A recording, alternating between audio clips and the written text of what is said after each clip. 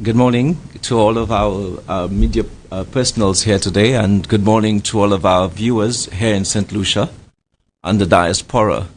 We want to thank you for being here, and it is, again, I just want to say welcome.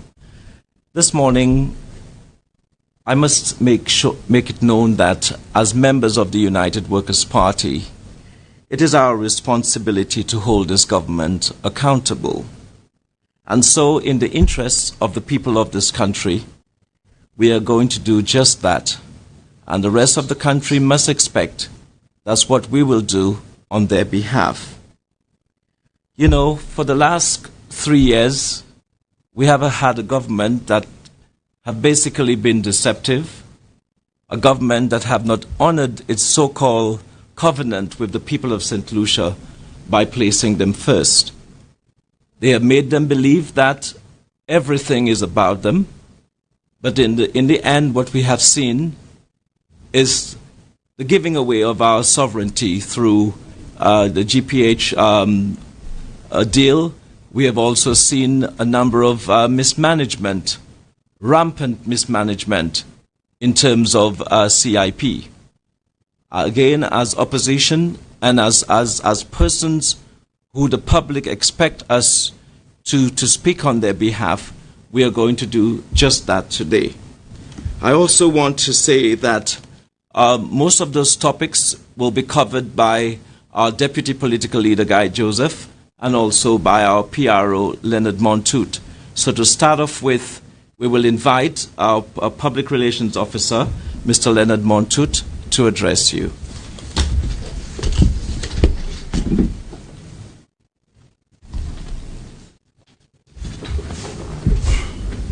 Good morning to members of the media. Good morning to viewers and listeners online. My name is Leonard Montoute, Public Relations Officer of the United Workers' Party. And this morning, I will speak a little on the CIP program of St. Lucia. I just want to, first of all, inform St. Lucians that our government, the government of St. Lucia, the government of the Philip J. Pierre administration, has allowed our CIP program to be shrouded in allegations of corruption. The St. Lucia CIP faces a lawsuit in the U.S. federal court for alleged illegal corrupt practices. The CEO of our CIP, Mr. McLeod Emmanuel, was named in the lawsuit under the RICO Act, that is the Racketeering, Influence and Corrupt Organizations Act.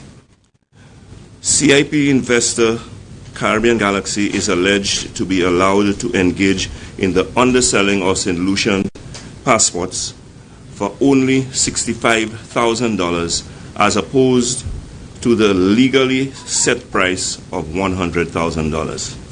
This is alleged to be known by the St. Lucia government and to be allowed by our CIP program. Ladies and gentlemen, the seriousness of this situation is that this development puts St. Lucia in a very bad light in terms of St. Lucia's image and reputation, in terms of our national and regional security, which is put at risk, and devaluing and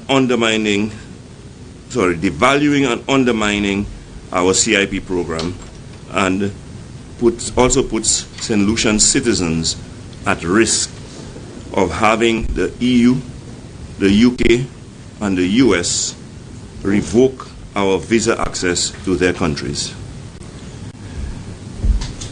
This lawsuit, which was filed by MSR Media, that is a film company that is an investor in the St. Kitts CIP program, is claiming that they have documents and also voice recordings of Mr. McLeod naming a St. Lucia high-ranking government official making claims to the effect that they are aware of the underpricing of St. Lucian passports. Now, this is a very serious claim that is being made here, a very serious charge. And my concern is that despite the many warnings the red flags raised by the opposition for almost 2 years now, the government of St. Lucia has either ignored or blatantly denied the claims that were being made, and despite being given opportunities to preclude what is now taking place, we have found ourselves in this predicament of yet another scandal under the Philip J. administration, which can have serious implications not only for our program, the image of our country, our national security, but also for our visa access. Now, what does that mean to the average citizen of St. Lucia? The average citizen of St. Lucia, many of whom travel to the US either for shopping or visiting family, may face complications, may face difficulty should the United States decide to revoke our visa access to the US. The same applies to the UK and the rest of the EU. Now, many St. Lucians travel to and from Martinique for medical reasons, to visit family, for work, or for shopping. That too can be put at risk, that can be compromised by what is taking place right now.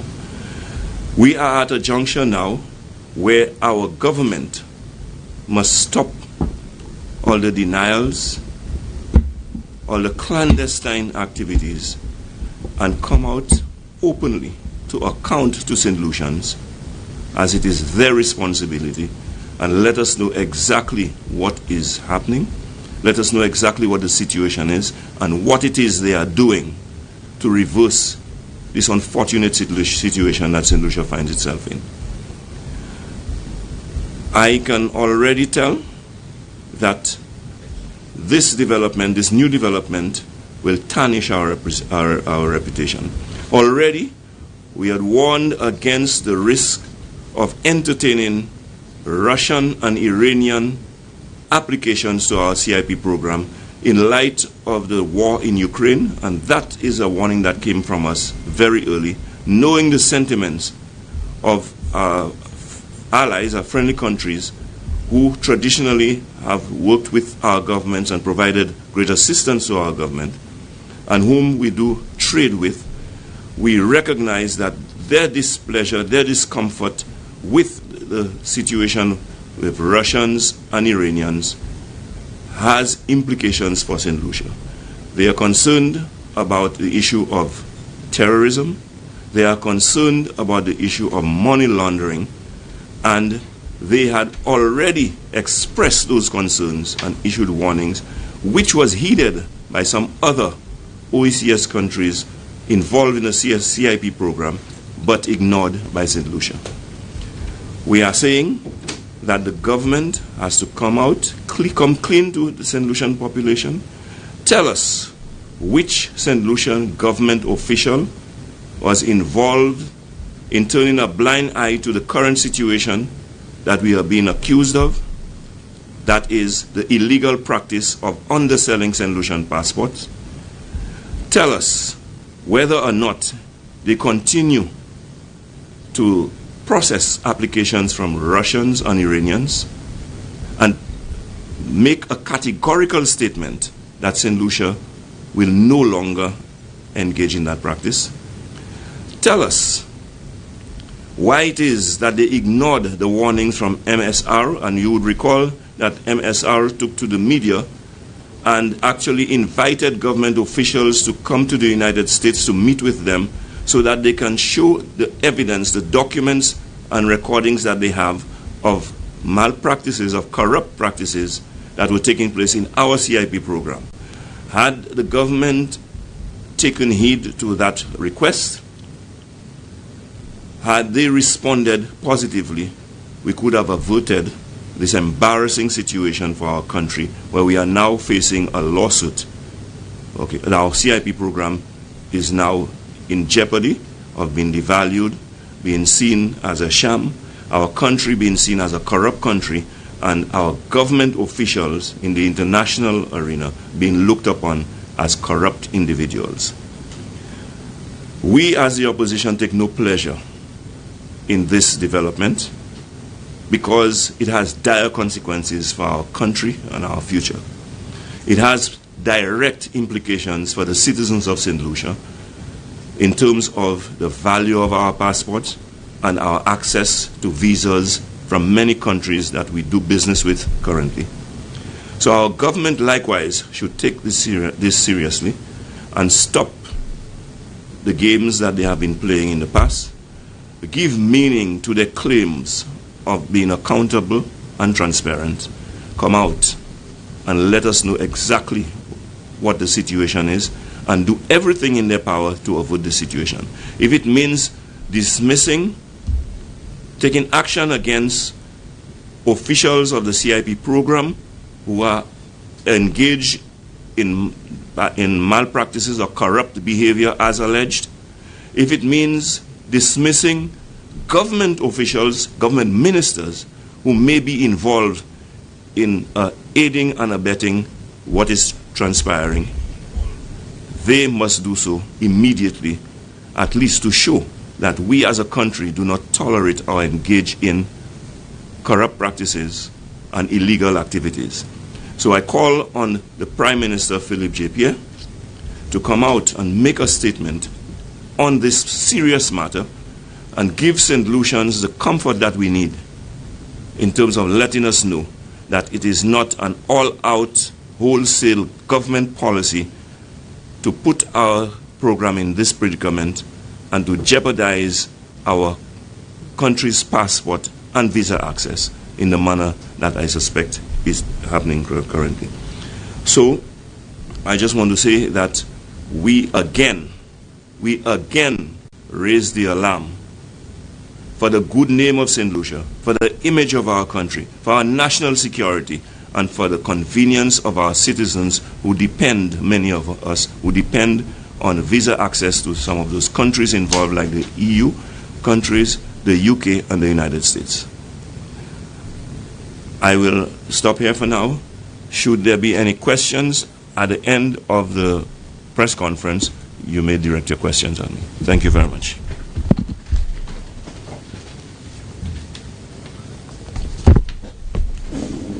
I want to thank Spider very much for informing you, the media personnel here, and also our listeners in terms of the deception and mismanagement that is currently happening in CIP.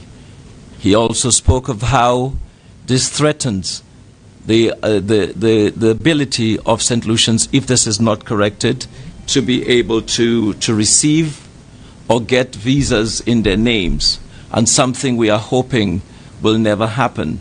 So, Mr. Prime Minister, once again, I want to reiterate what Leonard Montoute has said, that you have to come out and address those concerns, because these are serious, serious allegations being leveled at you and your government. At this time, I want to call upon our Deputy Political Leader, Guy Joseph, who will speak a little bit on the GPH deal, and will give you some more information in terms of what we believe that the public and you, the media, need to know. With this said, we call on our Deputy Political Leader, Guy Joseph, to the forum.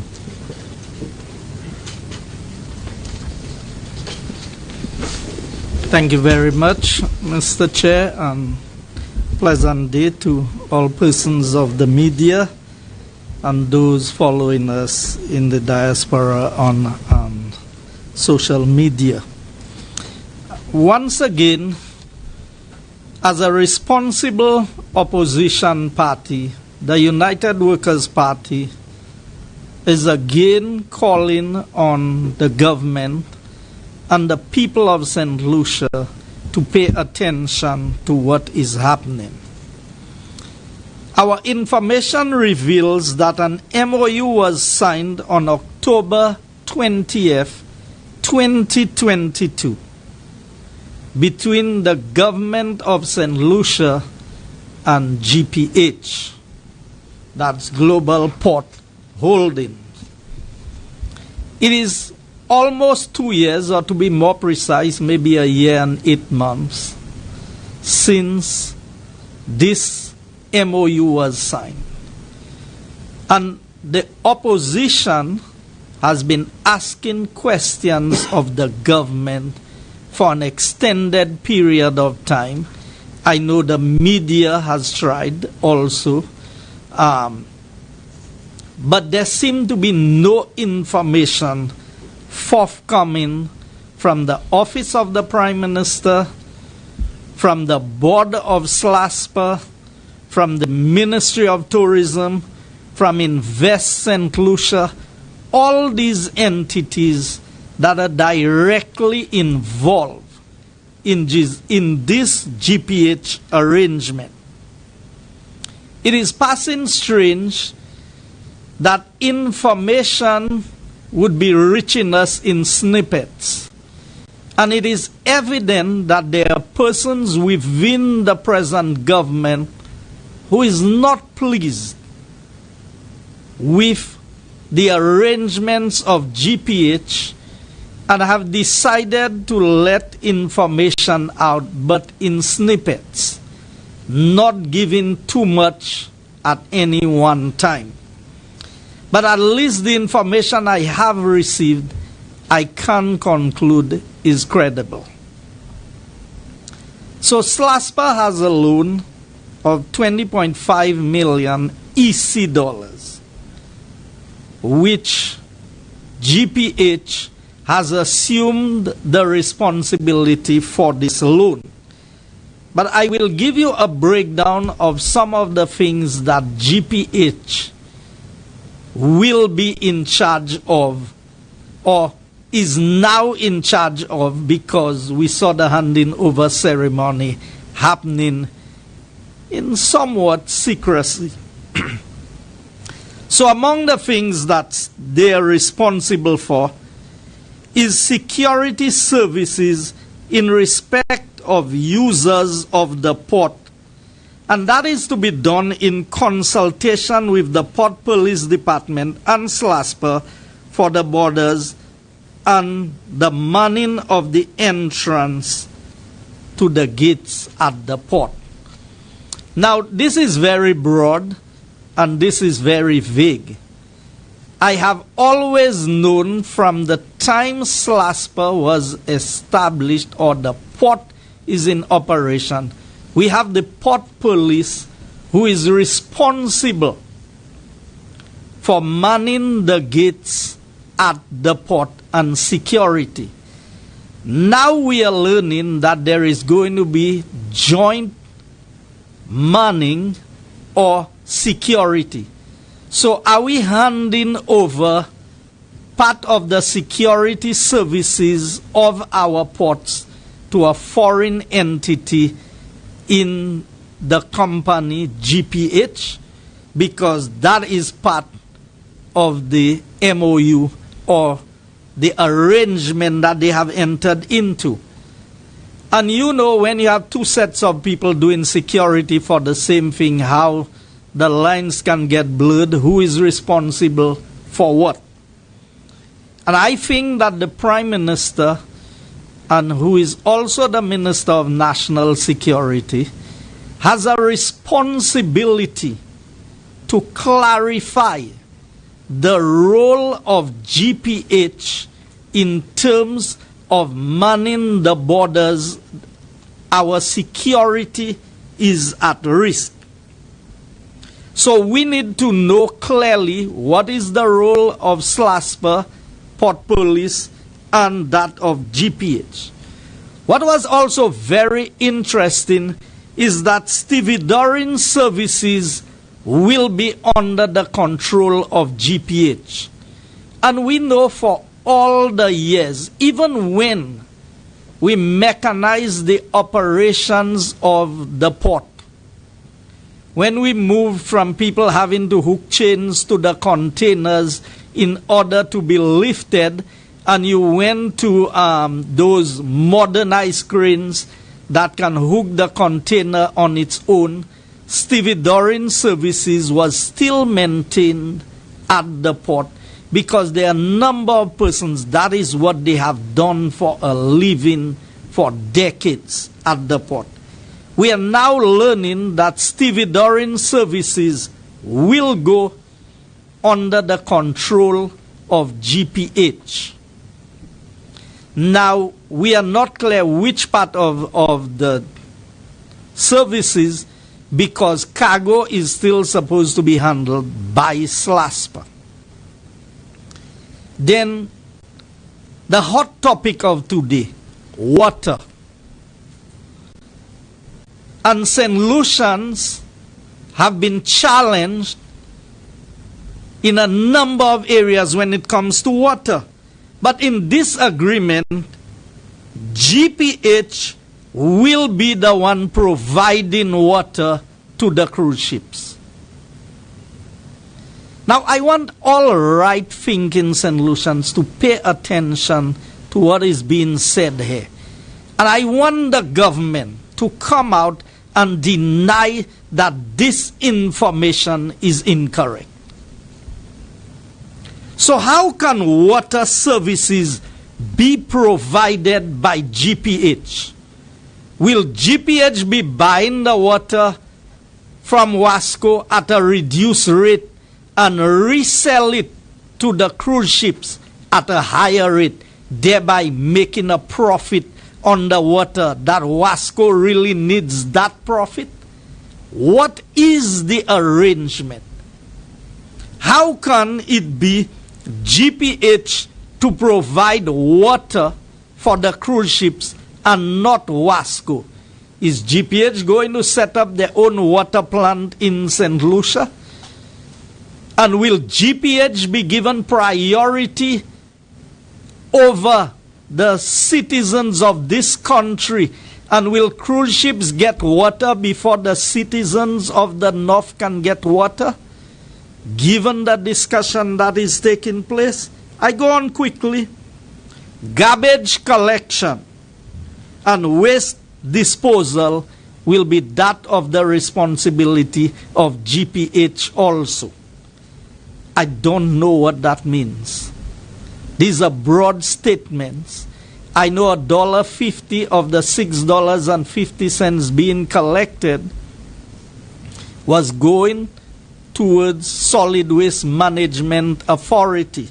And when we go to the figures that we receive now, we would be receiving from GPH, then you would understand why we are in problems. Electricity provision will be that of GPH. Why not Lucilec? Isn't Lucilec the sole provider of electricity for sale in St. Lucia? You cannot even go and do anything because the agreement with Lucilec precludes anybody else from going and produce electricity for sale. So how can it be GPH to provide electricity? Then retail services, including food and beverage, duty-free, retail space, hospitality, managing all parking facilities at the port. All of these services that was provided, the duty-free is provided through Invest St. Lucia at Point Seraphim. All of this, food and beverage, so will GPH be the ones choosing the concessionaires who are going to operate there? Will they bring in their own concessionaires and get rid of the existing concessionaires? Now they have the redevelopment. Among the things they would be doing is the redevelopment of the vendors' arcade. They would also be removing the old customs building, and a finger pier will be built in front of the vendors' arcade. Now, given the discussions we are hearing taking place among the vendors and not being given contracts that they were accustomed to, or being given very short-term contracts, is that an indication that GPH, when they upgrade the vendors arcade, will say to our vendors they are no longer accepted in there? And remember, they have the responsibility for food and beverage, for all of the services that will be provided to the tourists. And I didn't go into the tendering, the speedboats that are going to be used. Everything will be under the control of GPH. Now, we also have some of the other information. The cruise passenger charge would then be increased at a rate no higher than U.S. Price Consumer Index in the case where there is a negative charge in the U.S. CPI. The cruise passenger charge will remain the same. And then it goes on to say, as the part of the concession agreement, Global Port Holdings, St. Lucia Limited, will pay the government of St. Lucia through SLASPA a concession of $1 per passenger. Now, St. Lucians, we are making $6.50 US per passenger today. The government has entered into an agreement with GPH where we will only receive $1 per passenger. So that's where I come to the 20 million. At $6.50 and 750,000 passengers was the figures we had, the highest arrival in 2019. And if you go to 1 million passengers, which is what the mark is for the medium term, then you're already looking at, that would be 6.5 million US dollars. So in 2 years at that rate, you could pay the $20 million for the loan of SLASPA. I also got information revealing that the dollar that the government of St. Lucia will receive will be for the first 7 years of the contract, and at the end of the 7 years it will go to $1.50. And if anybody want to deny the information, that is what I will make available to the media. They gave a formula that we need a mathematician. I will give copies to the media. That we will need a mathematician to work for us to tell us how to break down the formula that they have given. And Mr. Prime Minister, if you want to tell the people of St. Lucia that the information I am giving is incorrect, I am giving the table that was given to me by people who are displeased from your own government of such a bad deal that has been made in the name of St. Lucia. And in this formula, even when the fees go up to $12 per head, St. Lucia will continue to get only $1 US. And then when it gets to a certain point, you are going to get a 30 cents increase.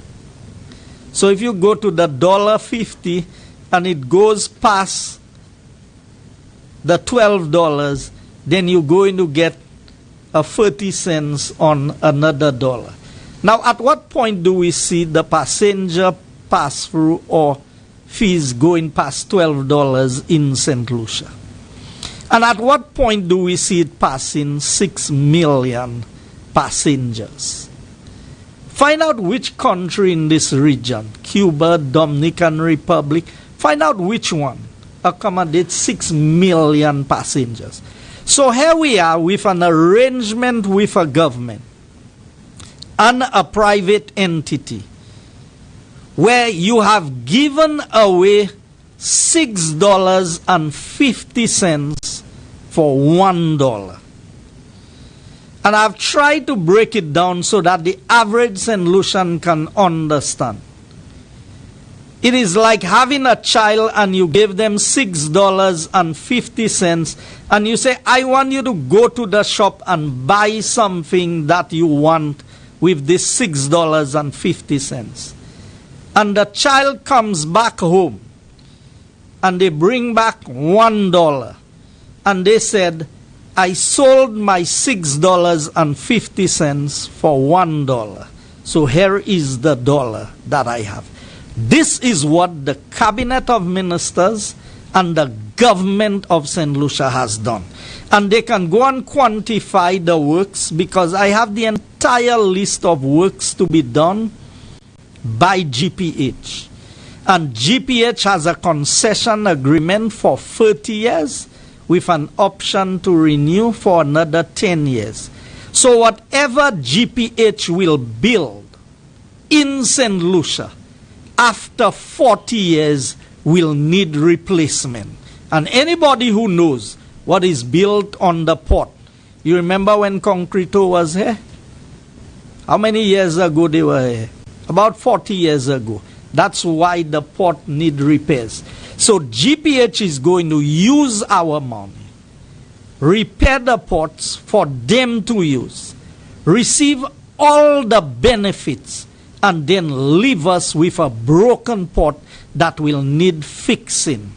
The government has actually sold, and the agreement goes on to say that the revenue guarantee for the government is $450,000 US.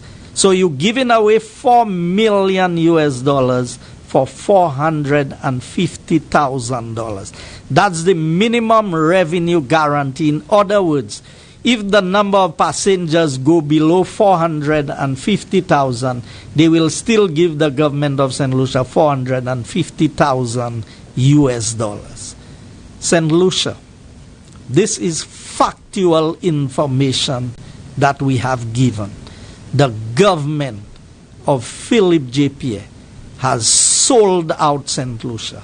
This is the Prime Minister who said he will not burden St. Lucians with a loan for the airport, but could give away our ports and $400 million to a foreign entity.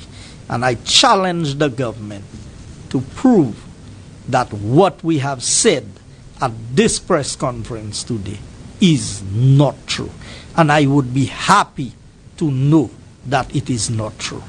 But the fact remains that it is true. And St. Lucia will have to find a way to get out of this burden that Philip J. Pierre has placed on the people of St. Lucia. I thank you.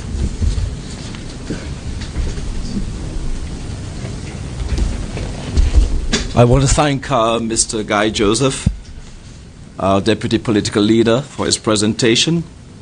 And I must make a statement here, which is, at the rate that we are going here in this country, and the manner in which we are learning that GPH will control security, water, garbage, electricity, and everything else, they may as well declare themselves the government of this country.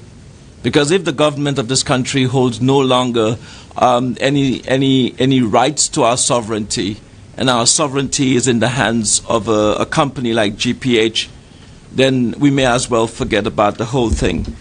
I know that you may have questions, but I will read a statement on our 60th anniversary very quickly, because I believe it's something that we want you to know, and we want your listeners and our media personnel out there to share.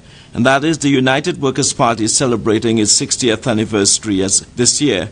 As part of the festivities, the UWP will host a community night with awards presentation on October 26, 2024.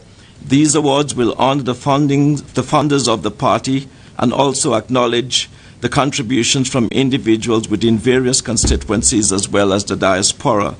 The awards celebrate the vision, tenacity, creativity, loyalty, commitment, and compassion that have defined the United Workers' Party and its supporters over this past decade. The UWP is dedicated to acknowledging individuals who embody the qualities that have positioned it as the foremost party and in guiding the development of this country. So once again, this is going to happen on the October 26, 2004, and we're 2024, sorry, thank you. And we're inviting everyone, including the media, to be a part of what is happening here. So we'll open this session to any questions you may have. You can direct it to Leonard Montoot Spider, or you can direct it to our Deputy Political Leader, Guy Joseph. And we hope that you can ask questions. We will take as many questions as you wish to have.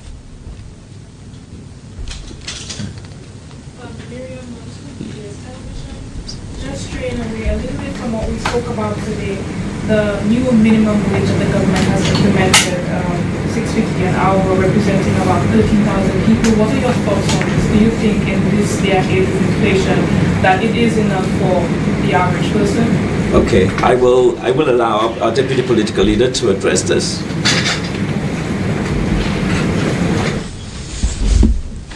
Thank you very much. A minimum wage is always welcome. I believe that given our present circumstances in St. Lucia, that anytime we talk about minimum wage and an increase in wages for the lower level workers in St. Lucia, those on the lower end of the financial spectrum in St. Lucia, it's a good thing. But I think that $6.50 is way below what is adequate at this point in time, given the present circumstances. And we can just run through a series of things that have happened. The price of bread has almost doubled. The price of fuel is artificially high at $16.50. A tank of cooking gas is high. Every time you go to the grocery store, the prices are higher. We have seen with KFC, we have seen the 2.5% levy imposed by the government.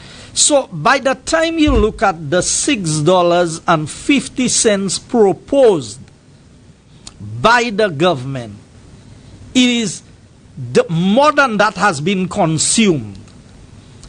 And like I said, we welcome any increase, but the $6.50 is way below where we have seen the cost of living going in St. Lucia.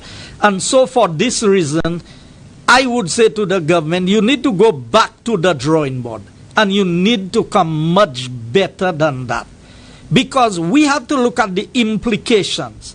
Already a laborer in the construction industry is already working for $60 and $70 a day. And laborers in the construction industry is at the lowest level of payment. So are we understanding that the implications of this minimum wage can be negative for a lot of people in St. Lucia? Because employers can say, okay, there are many employers already paying more than what the government is offering. Can they dismiss these workers that they are paying at a higher price and employ workers that they can now begin at the minimum wage? What is the implication?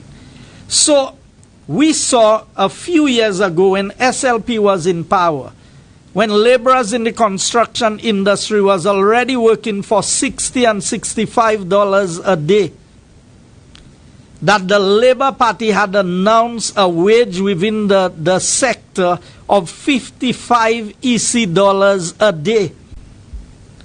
And we saw rather than the prices going up, it was going down. So I believe that this is just an election gimmick by the government. This is not anything, because first of all, the government spoke about a livable wage. And all of a sudden, the discussion changed from a livable wage to a minimum wage. And I believe it is embarrassing for us to go to the parliament and pass a law where Dominica is $10, St. Kitts is about $9.50. In fact, the only country in the OECS that would have a lower minimum wage than us is St. Vincent, which is at $6.25. So I believe that if the government is serious about addressing this, we have to begin to speak about $8 or more per hour for minimum wage. Anything below that, I don't think is adequate.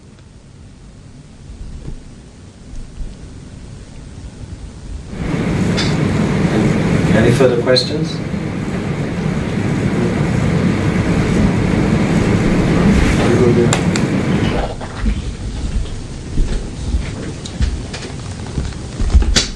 All right. Thank you very much. We wish to say thank you again from the bottom of our hearts, and thank you to all of you who are here representing your various television and radio stations. We hope that the information that was given today is passed on to your listeners, and they have the opportunity to understand the way in which this country is headed, the wayward manner in which this country is being governed, I should say, and the fact that we do need to hold this government continually accountable for its misdeeds and deception here in this country. And for those of you in St. Lucia and the diaspora who are tuned to our press conference this morning, I wish to say thank you once again. Thank you.